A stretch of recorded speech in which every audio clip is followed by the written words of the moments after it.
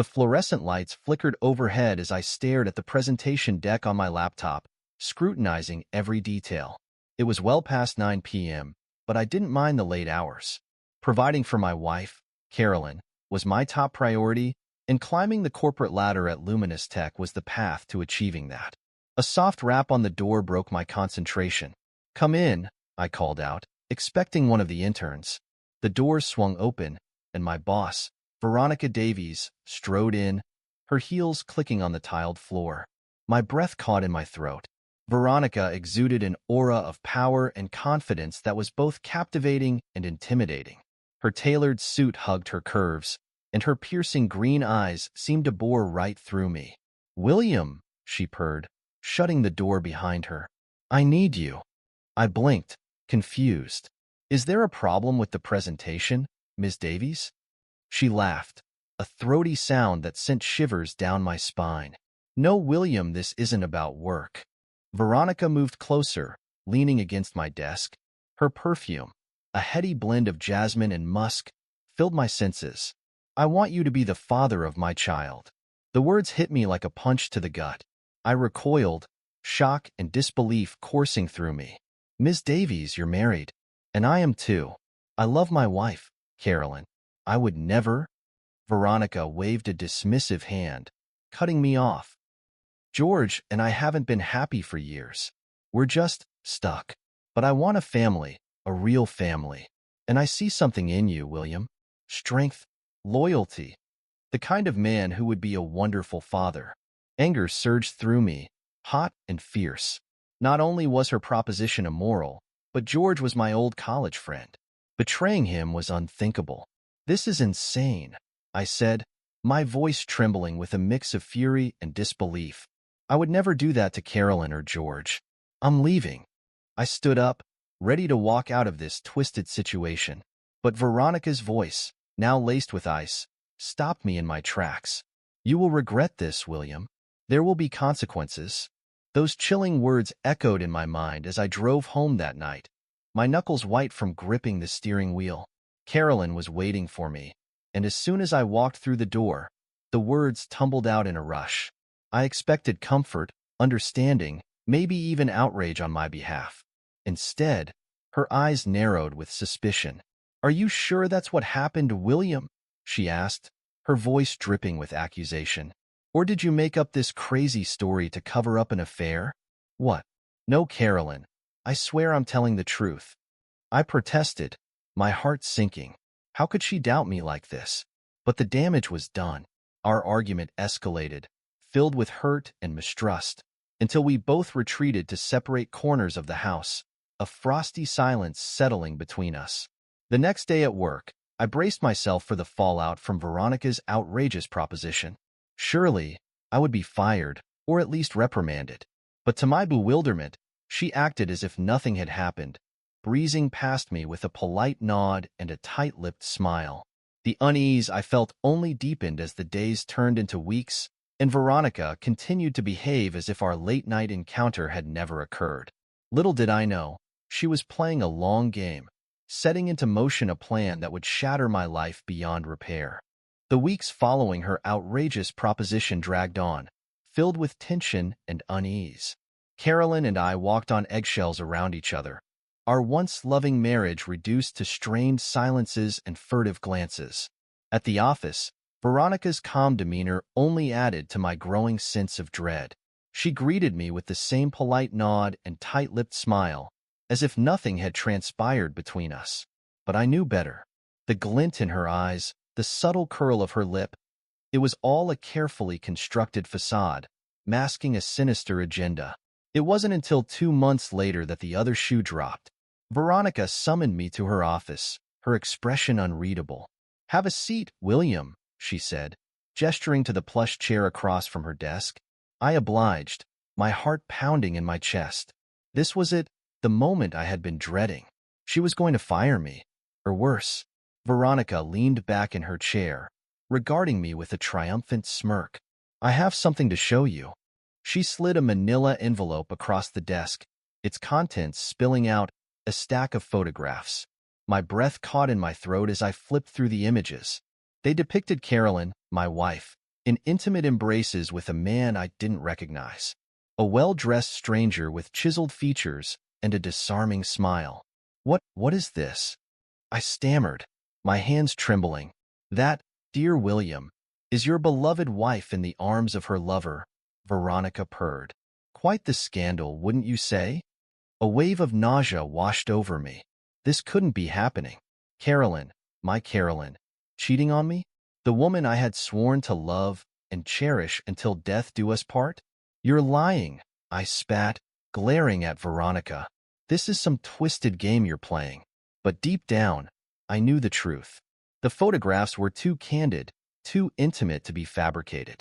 Carolyn had betrayed me in the worst possible way. I confronted her that evening, the photographs burning a hole in my pocket. At first, she denied everything, her eyes wide with feigned innocence. But as I presented the damning evidence, her facade crumbled, and she broke down in tears, confessing to the affair. The man, she explained through gasping sobs, was a charming businessman who had swept her off her feet.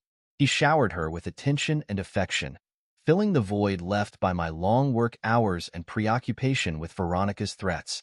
In her loneliness and vulnerability, Carolyn had fallen into his trap, seduced by his smooth words and empty promises. The trust between us, the bedrock of our marriage, was shattered beyond repair. I could hardly stand to look at her, this woman I thought I knew, who had so callously betrayed me. With a heavy heart, I filed for divorce, my dreams of a lifelong partnership reduced to ashes.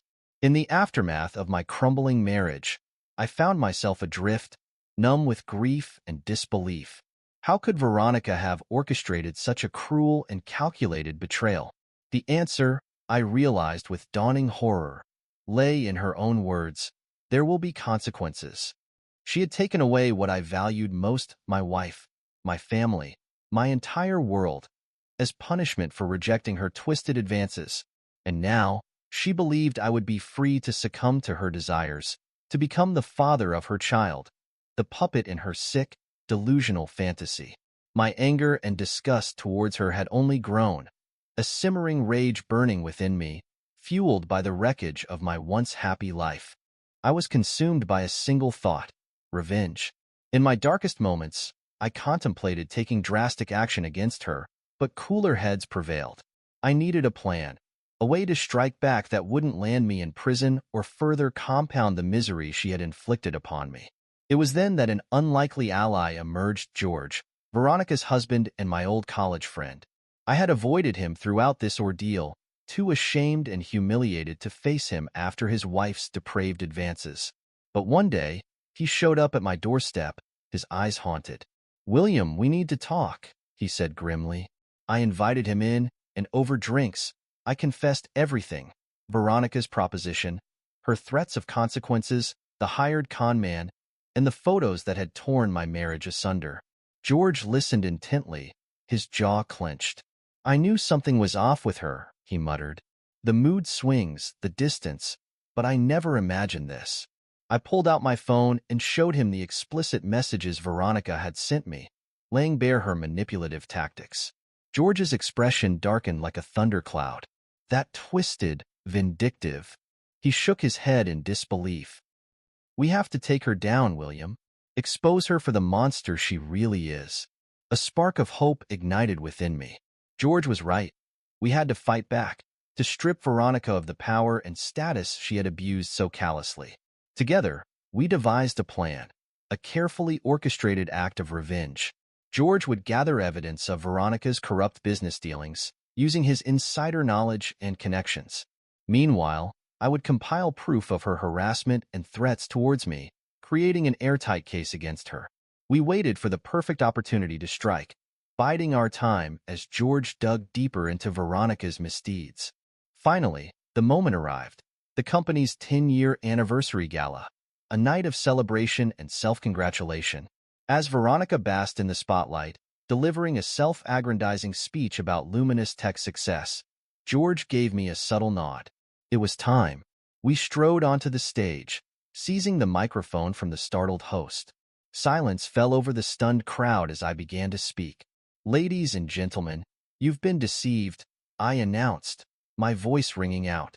The woman you're celebrating tonight is a fraud, a master manipulator who has exploited and abused those around her for her own twisted desires. I displayed the explicit messages and photos on the large screens flanking the stage, detailing Veronica's harassment and the orchestrated betrayal that had destroyed my marriage. Gasps and murmurs rippled through the audience, but I wasn't finished. That's not all. George stepped forward, his expression grave. Veronica has been embezzling funds and engaging in corrupt business practices for years, lining her pockets at the expense of this company and its employees. He held up a thick file, the evidence he had painstakingly gathered. I've already sent copies of this to the board of directors and investors. Your reign of terror is over, Veronica. Veronica's carefully constructed facade crumbled before our eyes, leaving behind a desperate woman pleading for forgiveness. But neither George nor I offered any mercy. We had suffered too much at her hands. True to his word, George filed for divorce, stripping Veronica of her wealth and status. And as she stood before us, a broken shell of her former self, I reminded her of the words that had haunted me for so long. There will be consequences. In the aftermath of Veronica's downfall, I found myself adrift, struggling to piece together the shattered remnants of my life. George had moved on, focused on rebuilding his own future without the toxic presence of his ex-wife. 1 week later, a familiar figure appeared on my doorstep, Carolyn, the woman I had once loved more than life itself. Her eyes were hollow, her shoulders slumped in defeat. "William," she began, her voice trembling, "I know I have no right to ask this, but please, can you find it in your heart to forgive me? My lover, he left me. I have nothing, no one." I stared at her, my heart hardened by the ordeal we had endured. The pain, the betrayal, the agonizing loss. It all came rushing back in a tidal wave of emotion. "You made your choice, Carolyn," I said, my voice devoid of emotion. "You should have trusted me when I told you about Veronica's proposition. Instead, you doubted me, and your lack of faith opened the door for her manipulation." Tears streamed down her cheeks, but I felt no pity, only a profound sense of emptiness.